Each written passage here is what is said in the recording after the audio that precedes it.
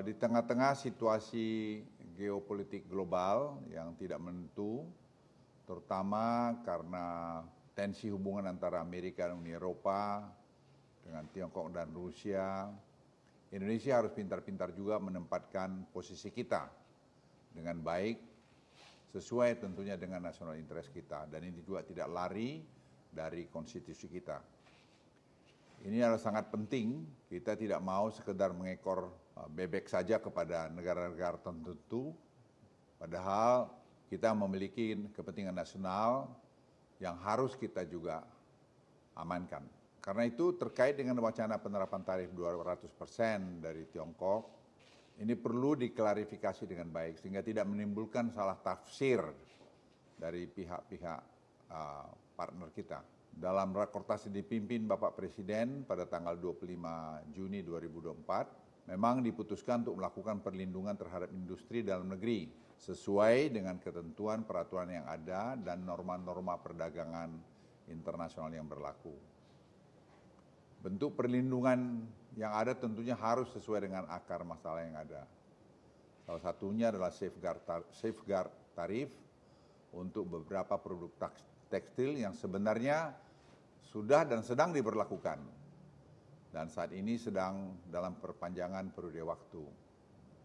Safeguard ini untuk seluruh barang impor, tidak membedakan dari negara tertentu, apalagi Tiongkok sebagai mitra kita yang sangat dekat.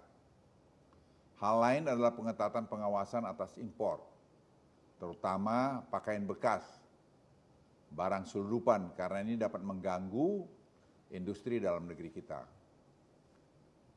Karena itu terdapat indikasi memang fenomena masuknya pakaian bekas dan pakaian selundupan itu terjadi. Dan pemerintah juga sudah mengambil langkah-langkah, sedang mengambil langkah-langkah untuk mengatasi masalah ini. Tadi koordinasi kami dengan Menteri Perdagangan sudah kita lakukan. Dan saya kira Kementerian Perdagangan sekarang sedang terus melakukan penilaian dan menyiapkan ketentuan-ketentuan aturan untuk mencegah hal-hal tersebut di atas. Pemerintah juga membuka pintu penyelidikan terhadap praktik-praktik perdagangan tidak fair seperti dumping, karena itu juga dilakukan negara lain pada kita, seperti kasus ekspor udang misalnya. Apalagi kita juga berhubungan dengan negara mitra kita yang sangat dekat, Tiongkok. Sudah tentu ini jelas dan kita tidak ingin hubungan perdagangan kita tidak baik. Namun tetap kita melihat national interest kita paling depan. Tiongkok adalah salah satu mitra komprehensif strategis terpenting Indonesia dalam perdagangan dan investasi. Kami mengkomunikasikan langkah-langkah kebijakan antara kedua negara. Hubungan baik Indonesia dengan mitra terus mengedepankan prinsip saling percaya, saling menghargai, dan saling melengkapi. Sekali lagi saya juga ingin menginformasikan, kami telah berkomunikasi dengan Menteri Perdagangan Pak Zulkifli mengenai masalah yang telah saya sampaikan di atas.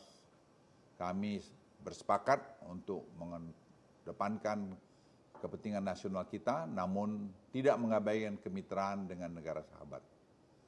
Memahami betul, dan saya ulangi, saya memahami betul kemitraan strategis dengan negara sahabat adalah kemitraan senasib sepenanggungan yang terjadi juga pada saat pandemi COVID-19 yang lalu, di mana kita juga melakukan koordinasi yang sangat baik dan mendapat dukungan sangat baik dari mitra kita, sahabat kita berdagang Tiongkok dan negara-negara lainnya.